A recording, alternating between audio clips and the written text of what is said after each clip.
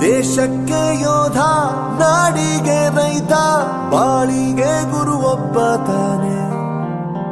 ಅಕ್ಷರ ಕಲಿಸೋ, ಅಜ್ಞಾನ ಅಳಿಸೋ, ಅವನೂನು ಅನ್ನದಾತಾನೆ. ತಪ್ಪು ಸರಿಯ ತಿದ್ದಿ ತಿಳಿ ಹೇಳಿ ಸಮಬುದ್ಧಿ ನಮ್ಮ ಚಿತ್ತ ಶುದ್ಧಿಯಾಗೋ ಹಾದಿ. ಎಷ್ಟೇ ದೂರ ಹೋದ್ರೂ ಮರಿಬೇಡ ನಿನ್ನ ಬೇರು, ನಿನ್ನ ಸಾಧನೆಗೆಲ್ಲ ಇದುವೇ